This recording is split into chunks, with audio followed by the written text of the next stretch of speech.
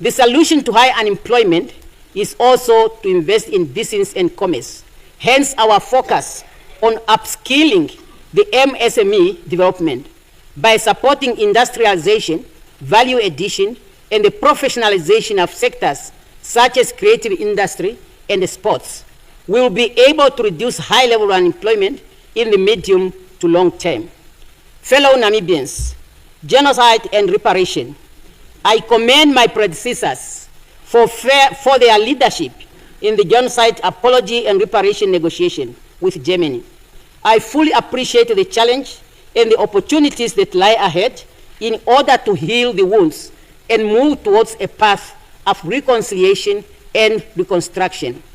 In 2006, the National Assembly unanimously passed a motion on the 1904-1908 genocide, which was spearheaded by the late Ovaherero Ombara Oshitambi Kwimarirako. May his soul rest in eternal peace. The motion unequivocally stated that Germany should, 1, acknowledge that German state committed genocide in Namibia during the period 1904 to 1908. 2, render unconditional apology to Namibia. And 3, pay reparation. Negotiations by their nature are complex and require a process of give and take. In May 2021, Namibia and Germany agreed on the joint declaration to guide the process of acknowledgement of genocide, rendering of an apology, and payment of reparation by Germany. Beyond the 1.1 billion euro, which Germany had said was final amount, Germany acceded to our demand to allocate additional resources. We have to proceed with the knowledge that we have made remarkable progress over the past years of negotiation, and there is an opportunity for a solution to be found.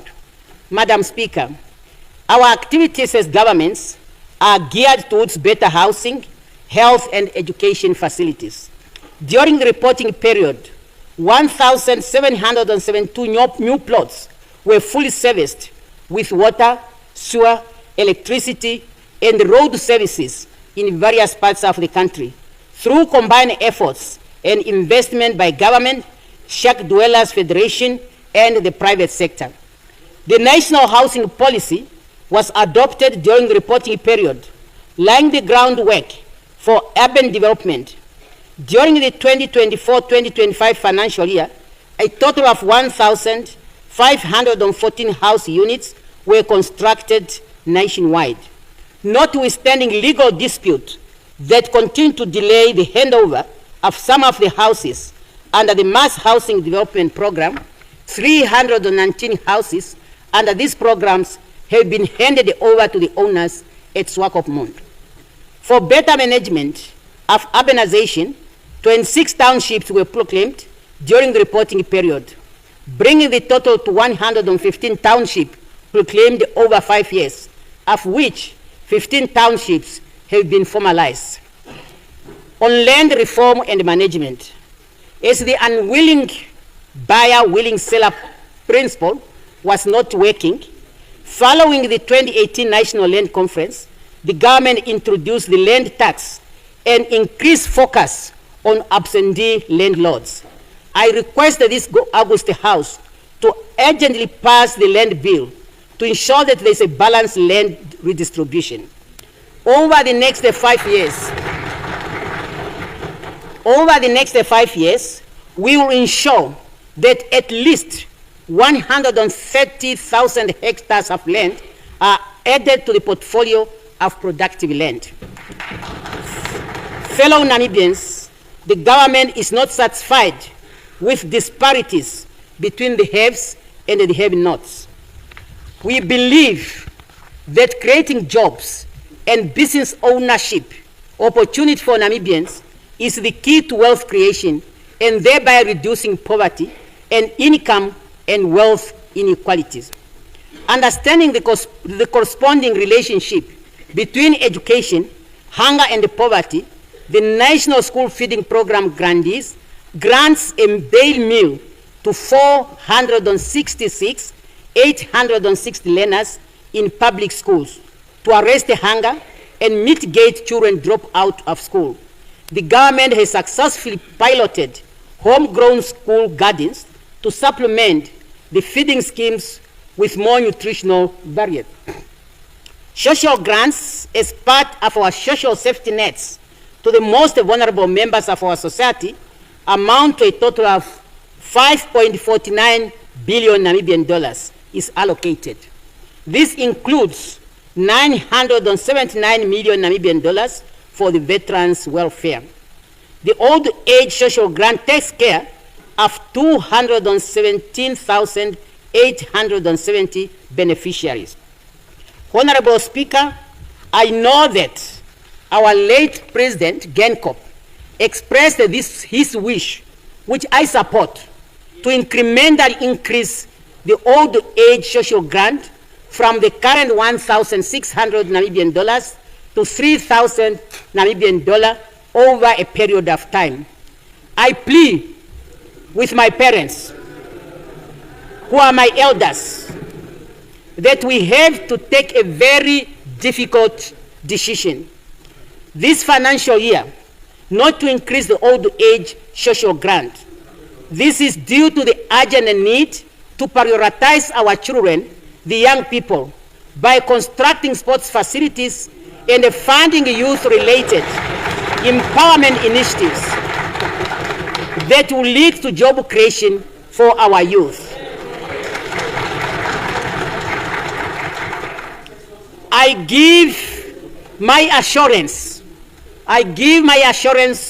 to our old age citizens that the incremental increase of old age social grants will start during this MTF.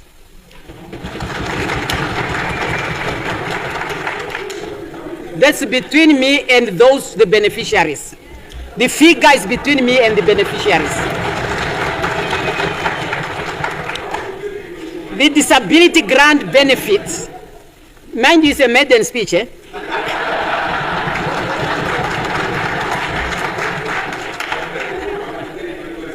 It's not a farewell because I never came back, it's a maiden speech. The disability grant benefit, 58,087 Namibian dollars, while orphans and vulnerable children grant benefits 375,763. Notably, the government has successfully increased the child disability grant from 350 Namibian dollars to 1,600 Namibian dollars. Households that have been converted from the food bank to a conditional basic income grant have increased from 80,238 households to 21,697, thus benefiting 180,485 people during the pilot rollout and the period under review. Madam Speaker, a health nation is a productive nation. We will ensure the enactment of the Universal Health Coverage Law to serve all Namibians by rolling out a standard health care package. The government shall extend rural health services, improve intermediate hospital services, and commence construction of the Category C Havana District Hospital in Commerce region. So finally I have come, it will restart. It's coming, it's coming. Oh, thank you. Fellow Namibians, the development of any country depends on the quality of its human resources. To that end, 227 schools were connected to water supply, while an additional 512 new classrooms were constructed during the reporting period, against a national backlog of 4,550 classrooms as at 2023. Also, various sports codes were integrated into the educational curriculum, delivering a more holistic approach to learning. The higher education sector has been expanded with new vocational training centers that were established at Kurenkuru, Korihas, and Caitmas during the reporting period. a new Namibia University of Science and Technology campus was opened at Ludres. Madam Speaker, the Namibian government has taken a zero-tolerance stand against gender-based violence. I urge all stakeholders to work together to fight the evil of gender-based violence and violence against children. I consult with the parents and family of a 5-year-old Ingrid Masdrop, whose young life was brutally cut short at Okahanja as we were celebrating our independence. Namibia must be a safe place for all citizens and visitors to work and raise their families. I call on NAMPOL to intensify visibility patrol to eliminate crime in our community. In a move to improve efficiency through digitalization of service delivery, the Ministry of Home Affairs, Immigration, Safety and Security has rolled out a biometric fingerprint system to 19 towns. And the ministry will also intensify the rollout of e-IDs to the population. Fellow Namibians, while we have done well at the top level of government and parliament, in as far as women and men representation is concerned, I have noted with great concern that 40 of the 104 National Assembly seats are occupied by women, representing 39%, a decline from 47% in the 7th Parliament.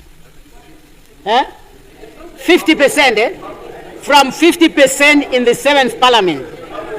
Political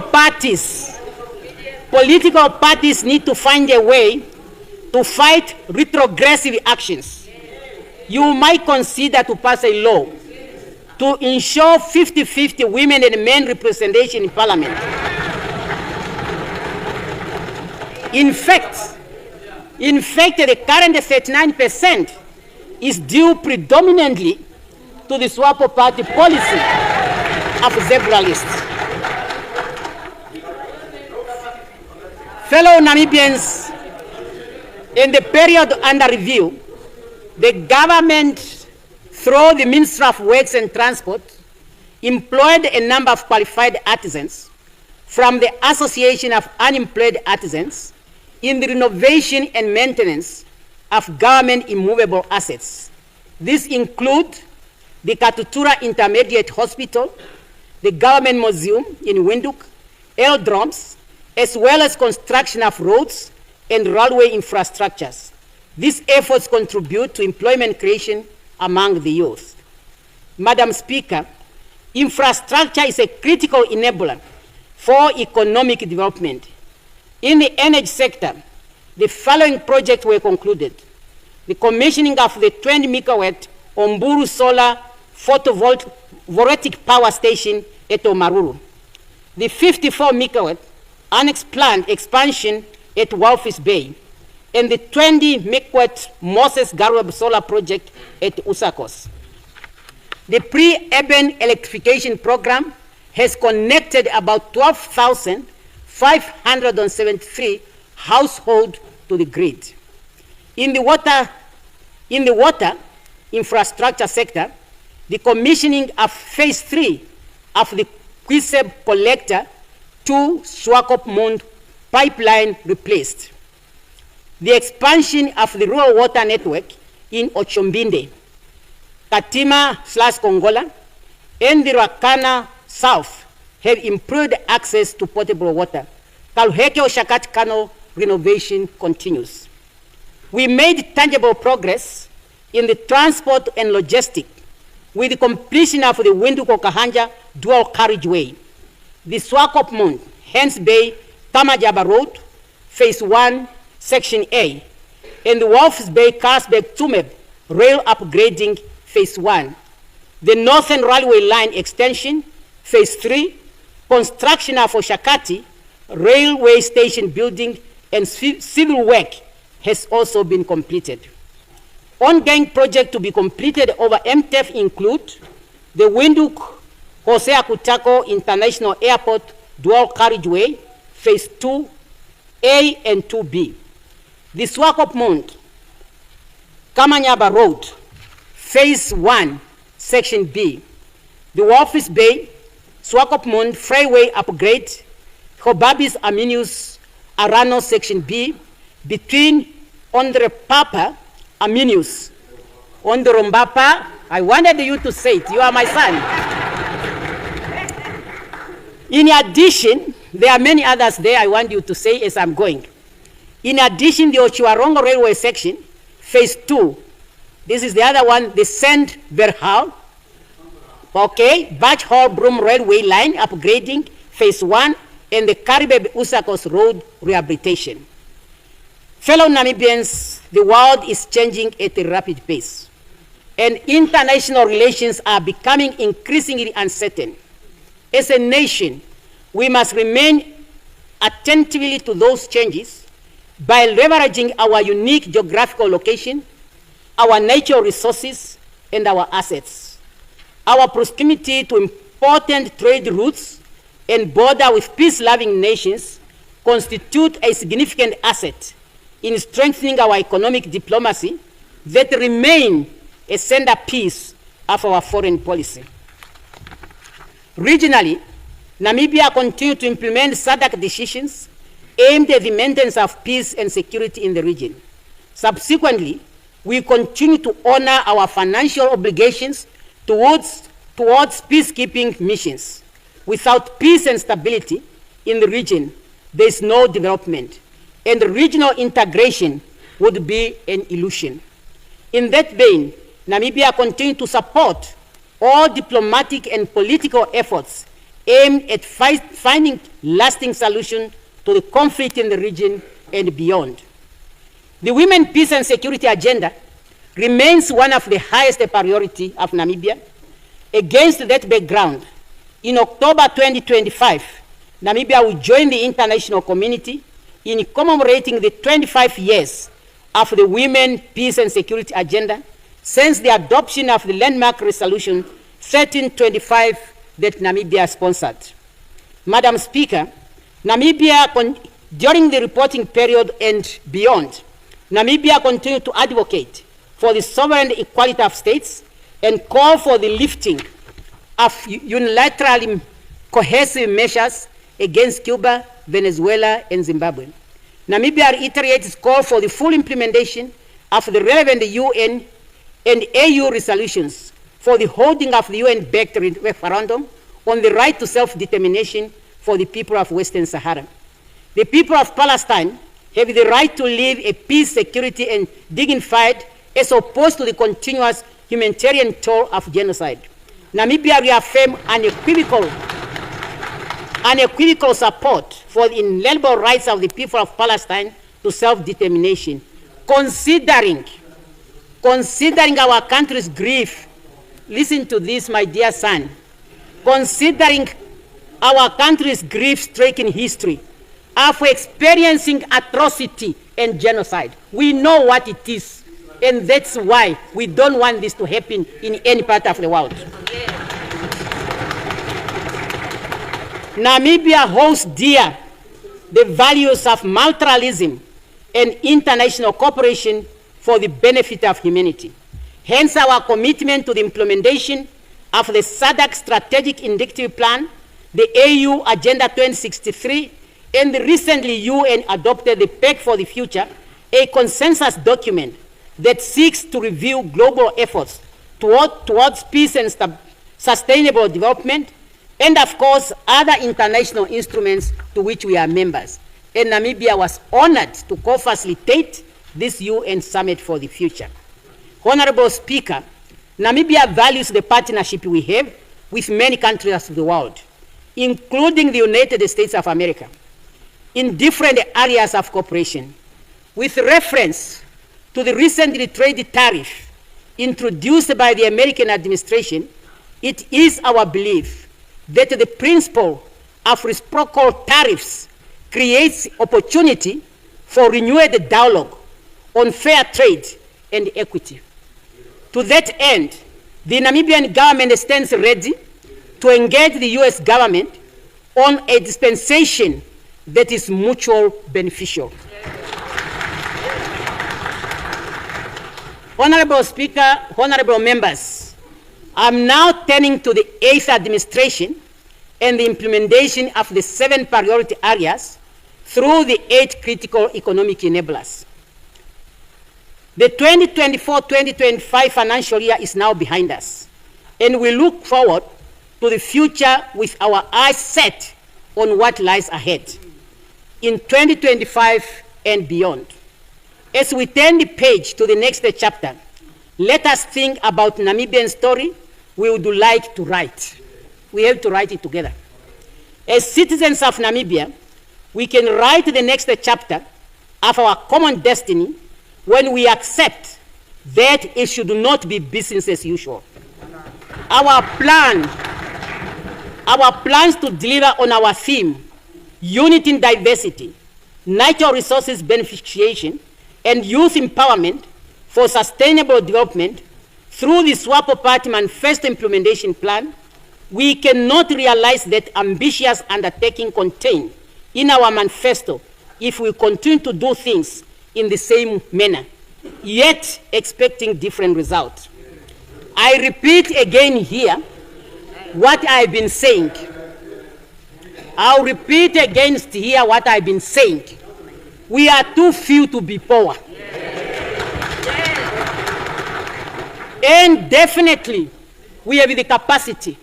We need just to have the will to eradicate poverty in our country.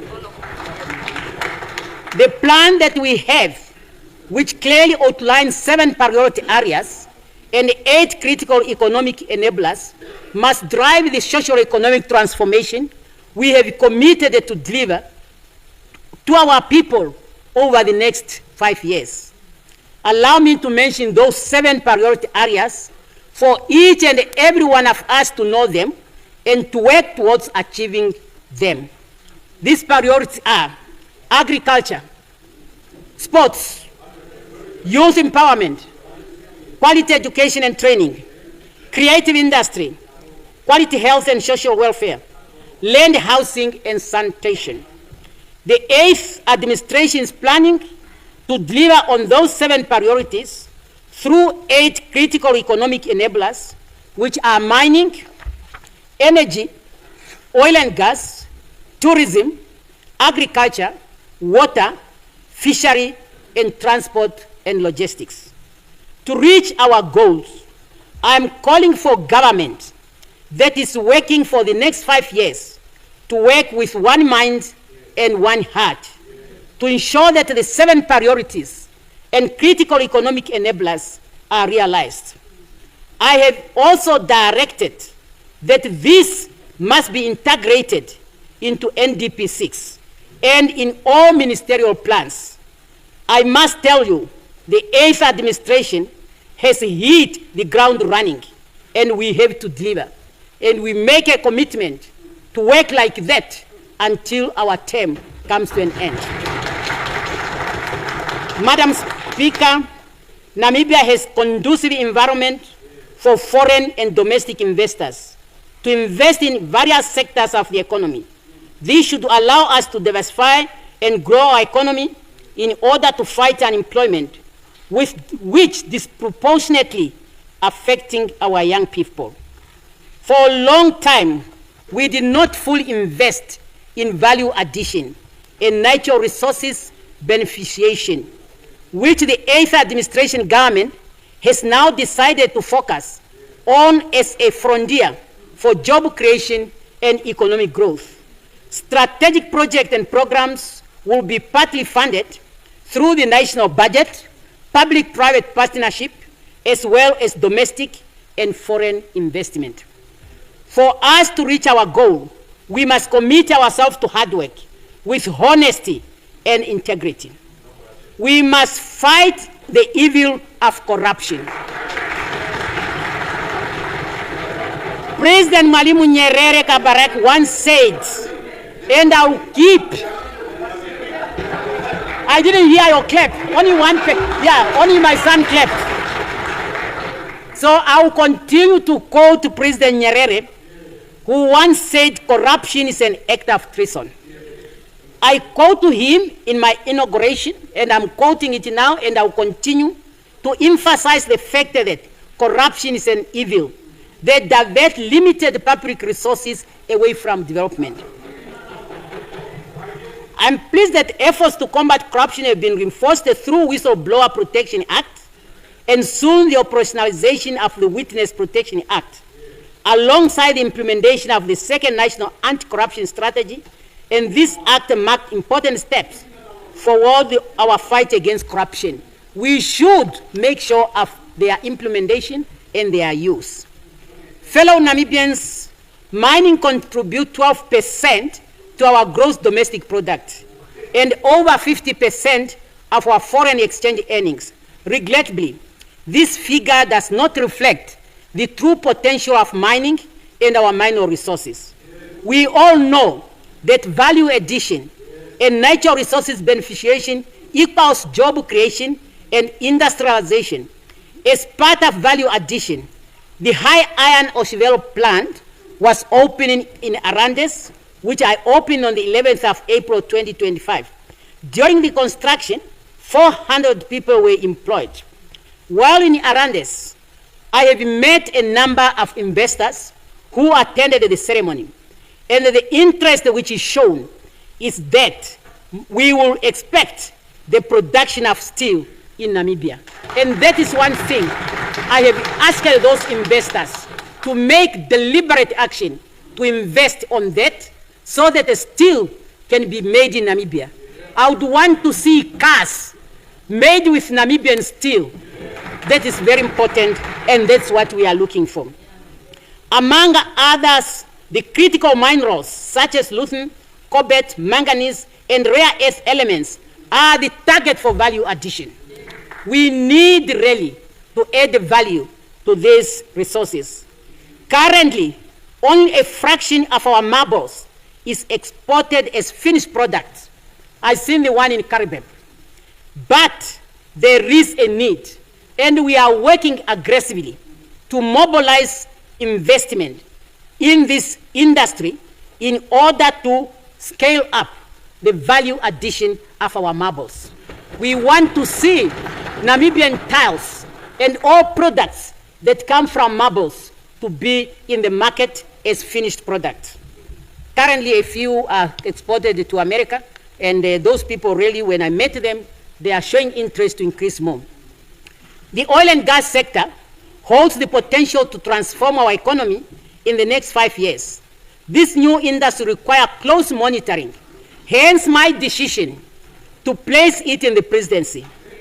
As I look to nature, its potential for the benefit of Namibians. And to gain maximum benefit from this industry, the oil refinery is part of the program. The 8th administration will place unwavering focus on ensuring that Namibia achieve first oil production within the shortest time frame. We will work maybe 4 or 5 years. Oh yes. We will work with strategic partners, streamline regulatory process, and invest in the critical infrastructure to unlock the full potential of our hydrocarbon resources. This milestone will not only fuel our energy security, but also drive rural and pre-urban electrification, job creation, local capacity development, and sustainable growth for generations to come. Madam Speaker, mineral beneficiation can only be enabled by sufficient quantity of energy and water. The desalination plants to be set up in a Rongo region will be critical enabler for unleashing our country's full economic potential, thereby increasing output for the mining sector. It must also be underscored that Namibia is the 3rd highest producer of uranium in the world. As part of the value chain, we must not shy away from using this God-given resource to contribute to our energy mix.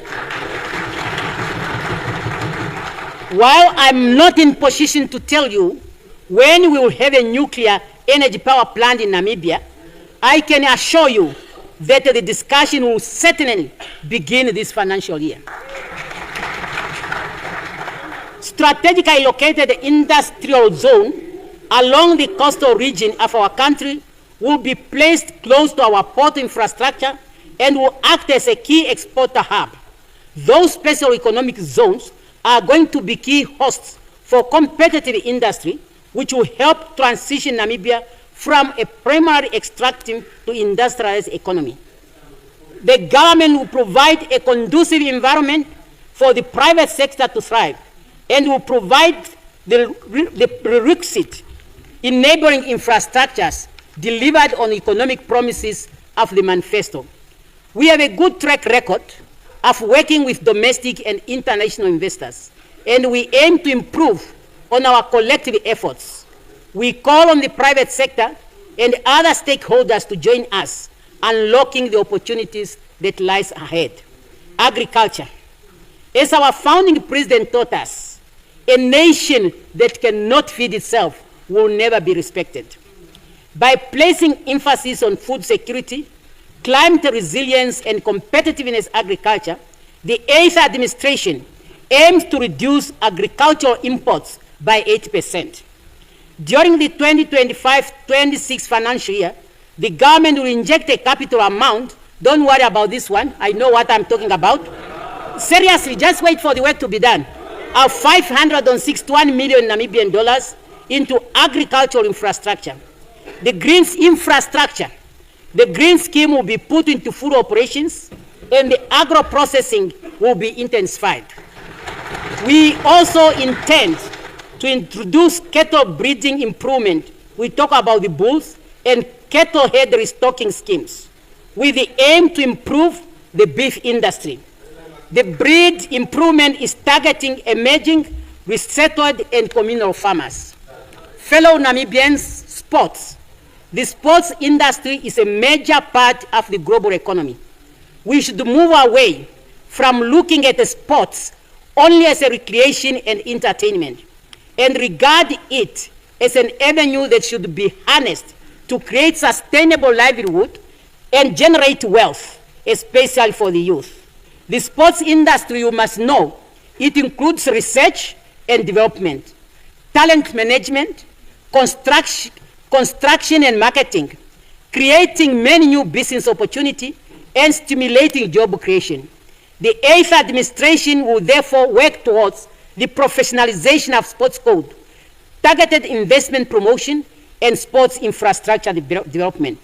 To give effect to our agenda, the construction of the following sports facility will commence during this financial year. Construction of Category 2 stadium with capacity of 10,000 seats at Omphia in Oshkoto, Mariendal in Hardap, Hobabis in Omaheke, Katima Murilo in Zambezi, Ochiwarongo in Ochodonjupa, and Nkurenkuru in Kabango West. Construction of and renovation of 7 Category 3 stadium with a capacity of 30 seats at Oshakati in Oshana region, Rundu, 30,000 seats. What did I say? Oh, 30,000 seats.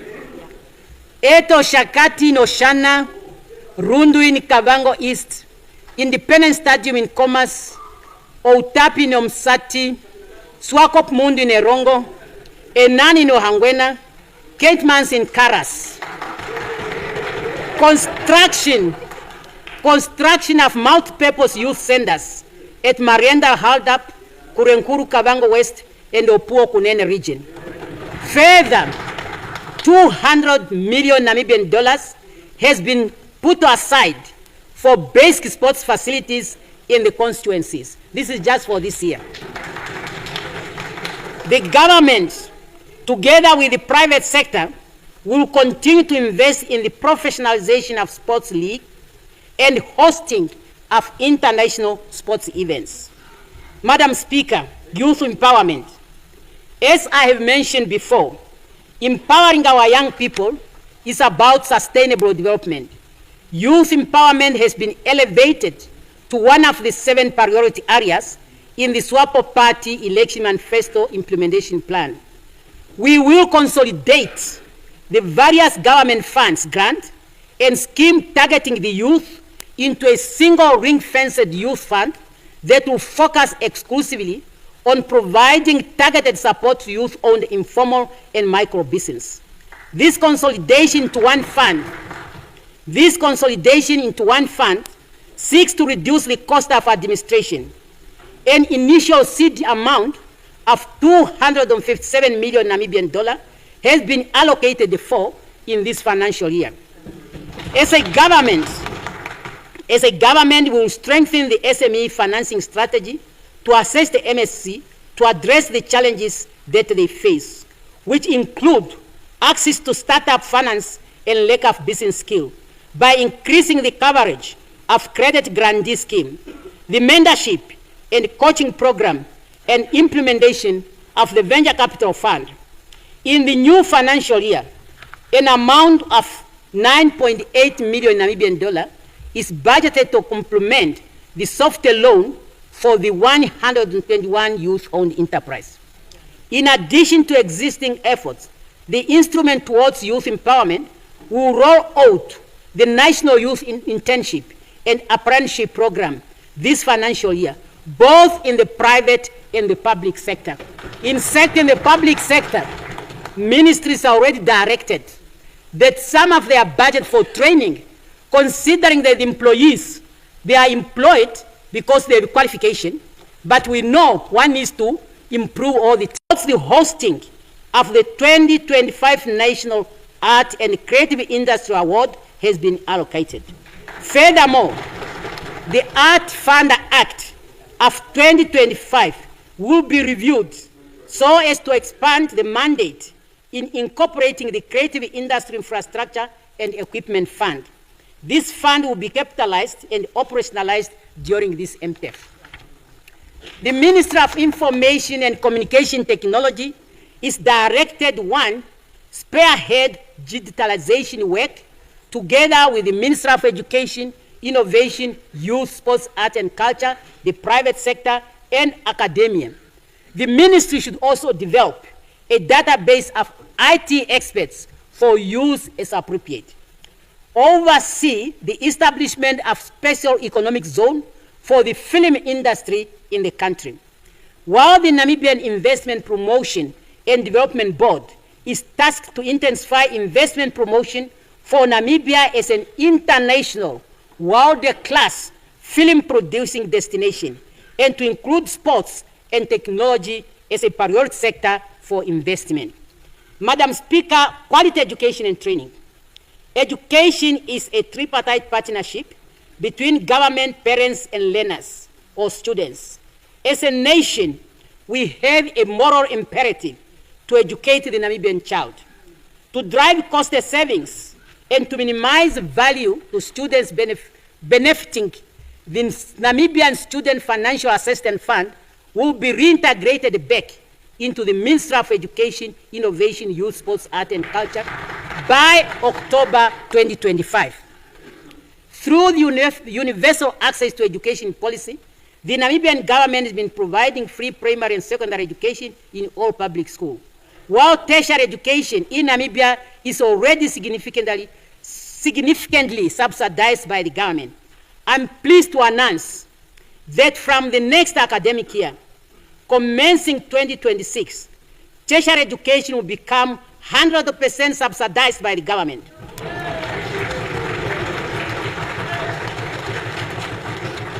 That means no registration fees and no tuition fees.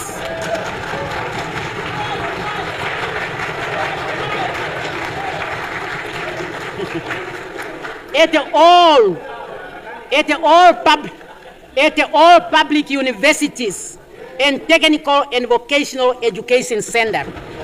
That's why I appeal to my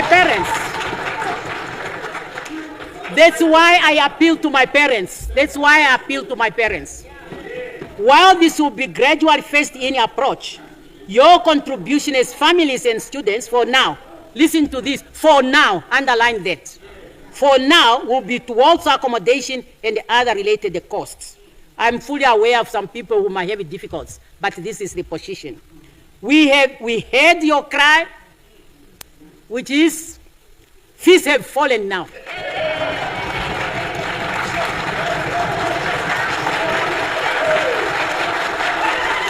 a job you are not standing, you have been calling for it.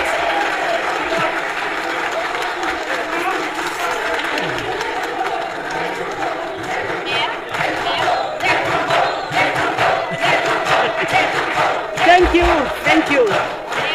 Okay, no free lunch, no free lunch. The above must serve as a specific message to our youth.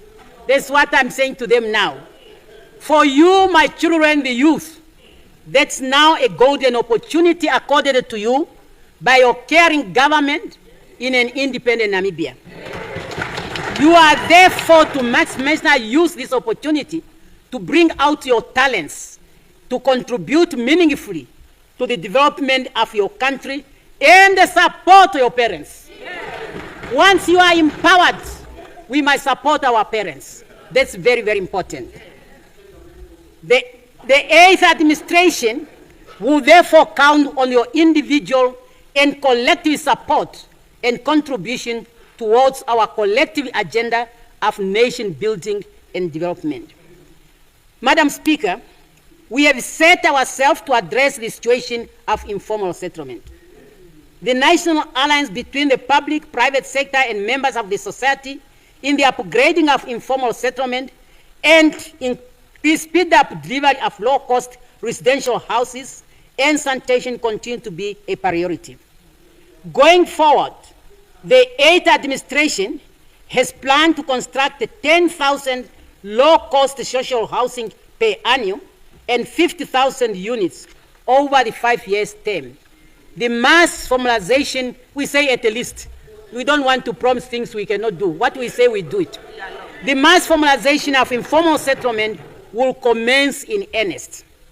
There is a need for innovation to augment institutional capability and decongest the bureaucrat bottleneck that have been for too long undermining supply of urban land and housing. Where is the Minister of Urban in the center, in the chamber?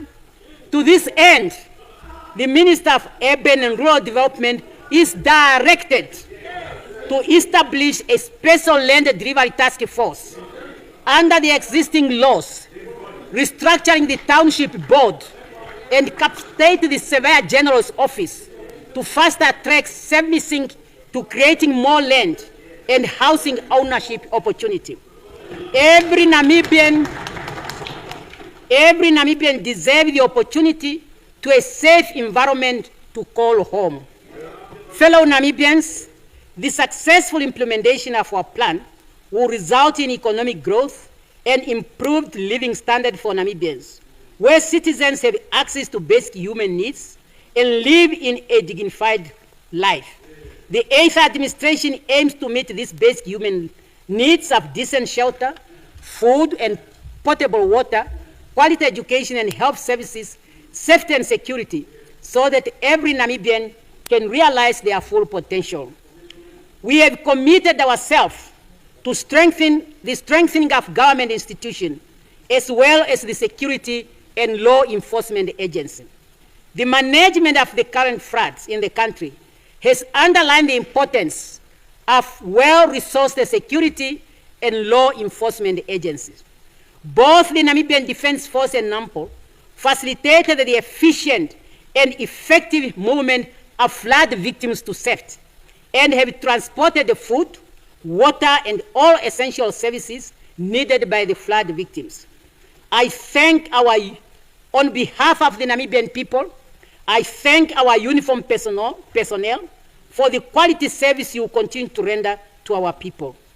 I also thank all government offices, ministries, and agencies who have managed this year's flood effectively.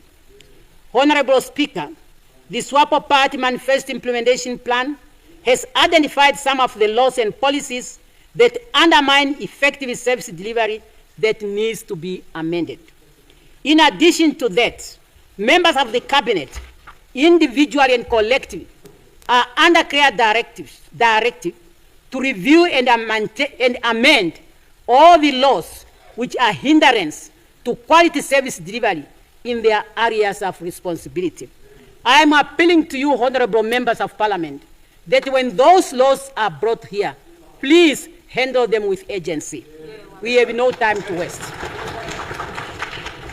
I am now using this platform to call on the public, should there be a law which you consider to be a hindrance to service delivery, send your consent to the Minister of Justice. Where is the Minister? To the Minister of Justice and Labor Relations to speed up the process. Please be specific on the particular article and clause of consent. It will even be appropriate if you can submit your proposal to enable the discussion to be more focused for a solution or understanding to be reached. Understanding. Because you might understand it differently. But once you meet and discuss, you realize that there's no problem with the law, but the problem is the implementation. And then together we can start to implement it.